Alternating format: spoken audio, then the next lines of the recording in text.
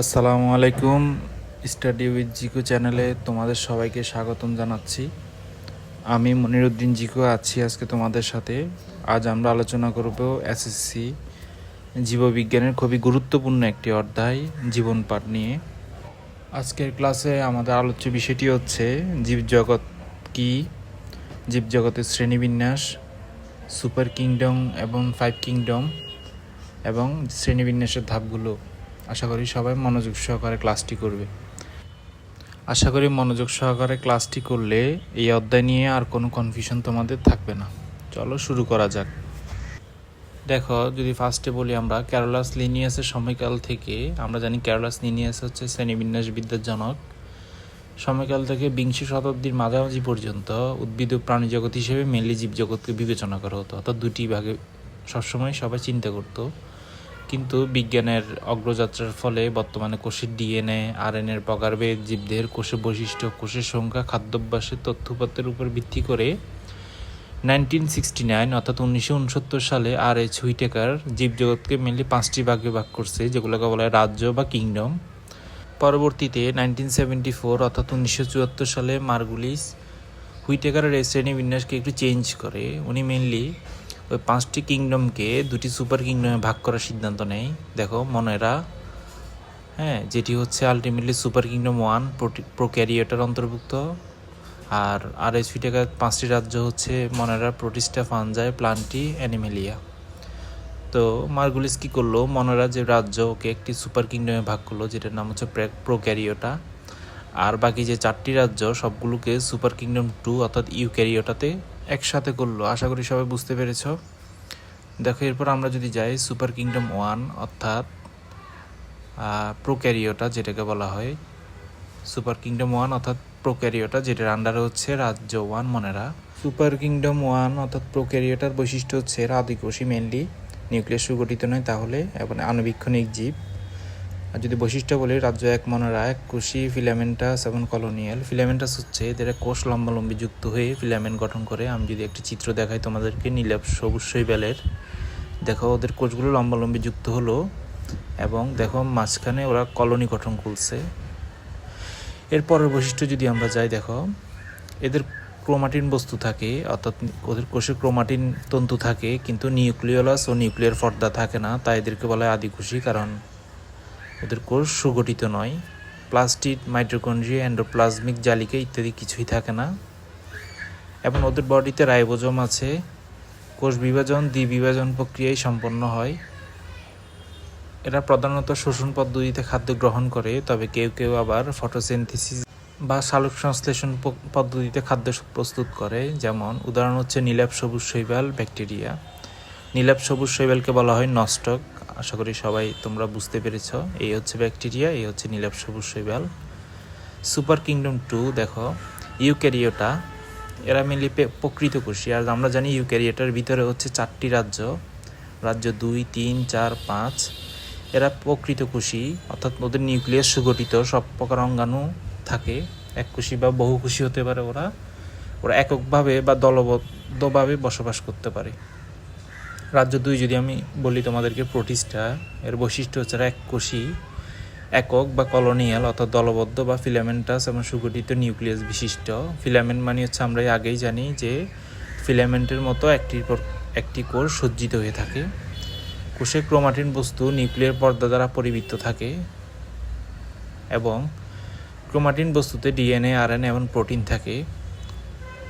কোষের সকল প্রকার অঙ্গাণু যথার্থভাবে থাকে, তাই এদেরকে বলা হয় প্রকৃতকোষী। এবং প্রকৃতকোষীর তফাৎ হচ্ছে এটি যে আদিকোষীতে নিউক্লিয়াস সুগঠিত থাকে না বা কোষ সুগঠিত থাকে না, কিন্তু প্রকৃতকোষীতে সুগঠিত নিউক্লিয়াস এবং কোষ থাকে। এই কোষে সকল প্রকার অঙ্গাণু থাকে, খাদ্য গ্রহণ, শোষণ গ্রহণ বা ফটোসিনথেটিক পদ্ধতিতে ঘটে, অর্থাৎ সালোক সংশ্লেষণ প্রক্রিয়ায়। মাইটোসিস কোষ বিভাজনের প্রক্রিয়ায় ওরা অযৌন প্রজনন ঘটে এবং কনজুগেশনের মাধ্যমে, অর্থাৎ জৈবনিকভাবে ভিন্ন কিন্তু গঠনগতভাবে এক, এরূপ দুটি গ্যামেটের মিলনের মাধ্যমে যৌন প্রজনন ঘটে। কোনো ভ্রূণ গঠিত হয় না, মনে রাখবে সবাই, প্রোটিস্টাতে কোনো ভ্রূণ গঠিত হয় না। প্রোটিস্টা রাজ্যের উদাহরণ হচ্ছে অ্যামিবা, প্যারামেসিয়াম, এককোষী বা বহুকোষী শৈবাল। তাহলে এর মেইন জিনিসটা হচ্ছে এরা এককোষী বা বহুকোষী, ফিলামেন্টাস, নিউক্লিয়ার পর্দা দ্বারা পরিবৃত থাকে ক্রোমাটিন বস্তু, ডিএনএ আরএনএ প্রোটিন থাকে, অঙ্গাণু থাকে। খাদ্য গ্রহণ, শোষণ বা ফটোসিনথেটিক প্রক্রিয়াই হয়। আশা করি সবাই বুঝতে পেরেছি। আমি এবং এখানে আছে দেখো এক খুশি শৈবাল। আমি যদি রাজ্য 3 ধরি, দেখো ফানজাই অধিকাংশই হচ্ছে স্থলজ মৃতজীবী বা পরজীবী। মৃতজীবী মানে হচ্ছে মৃতজীব দেহর উপর বসবাস করে, পরজীব বা খেয়ে থাকে। পরজীবী অর্থ হচ্ছে খাওয়ার জন্য অন্য জীবদেহের উপর নির্ভর করতে হয়। দেহ এককোষী বা মাইসেলিয়াম। এই দেখো মাইসেলিয়াম হচ্ছে এগুলো সুতার মতো অংশ দিয়ে গঠিত। এগুলো নিউক্লিয়াস সুগঠিত থাকে, কোষ প্রাচীর কাইটিন বস্তু দিয়ে আবৃত থাকে। খাদ্য গ্রহণ ওরা শোষণ পদ্ধতিতে করে। ক্লোরোপ্লাস্ট অনুপস্থিত। হ্যাপ্লয়েড স্পোর দিয়ে বংশবৃদ্ধি ঘটে, যেমন মাশরুম এবং পেনিসিলিয়াম। এই দুটি উদাহরণ হচ্ছে রাজ্য 3 ফানজাইয়ের। আমি যদি আবার রিপিট করি, এরা স্থলজ বা মৃতজীবী বা পরজীবী। এবং দেখো এর এককোষী বা মাইসেলিয়াম দিয়ে গঠিত। এগুলো নিউক্লিয়াস সুগঠিত, কাইটিন বস্তু থাকবে, শোষণ পদ্ধতিতে খাদ্য গ্রহণ করবে। হ্যাপ্লয়েড স্পোর দিয়ে ওরা বংশবৃদ্ধি করবে। এই হচ্ছে মাশরুম, এটা হচ্ছে পেনিসিলিয়াম। রাজ্য 4 হচ্ছে প্লান্টি।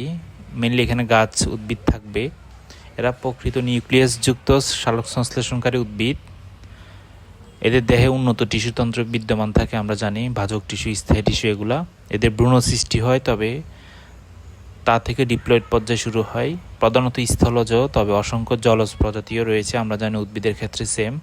এদের যৌন জনন অ্যানাইসোগামাস অর্থাৎ আকার আকৃতি এবং শরীরবৃত্তীয় পার্থক্য বিশিষ্ট ভিন্নধর্মী দুটি গ্যামেটের মিলনের মাধ্যমে যৌন জনন সম্পন্ন হয়।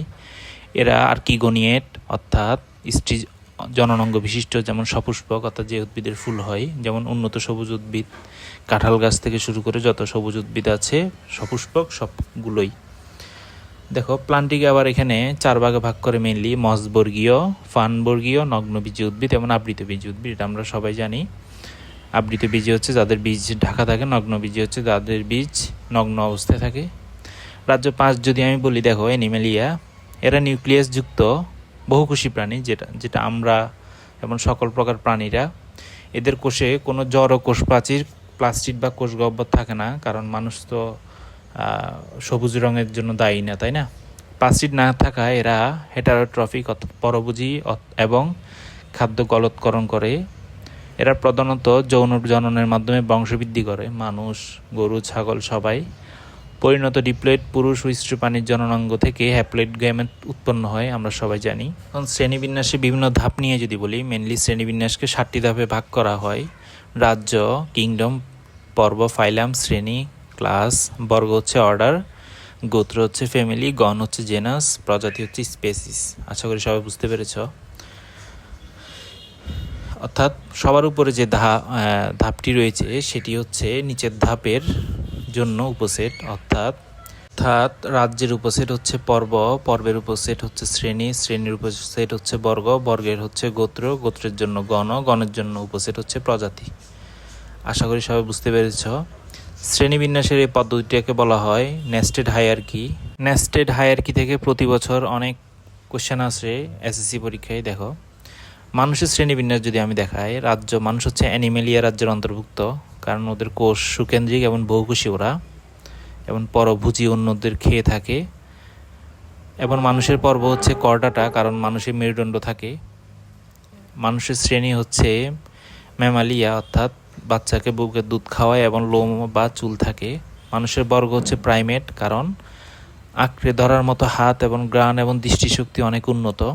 মানুষের গোত্র হচ্ছে হোমিনিডে, অর্থাৎ শিম্পাঞ্জি, গরিলা, বানর প্রভৃতির সাথে সাদৃশ্য। মানুষের গণ হচ্ছে হোমো, দেহের অনুপাতে মস্তিষ্ক অনেক বড় থাকে এদের, এমন খাড়াভাবে 2 পায়ে হাঁটতে পারে। প্রজাতি হচ্ছে স্যাপিয়েন্স, কারণ চওড়া ও খাড়া কপাল থাকে, খুলির হাড় অন্য প্রজাতির তুলনায় পাতলা এবং বুদ্ধিবৃত্তিকভাবে অনেক উন্নত, আমরা জানি সবাই। তাহলে মানুষ হচ্ছে এই শ্রেণীবিন্যাসে এই ধাপে অন্তর্ভুক্ত। আশা করি সবাই বুঝবে।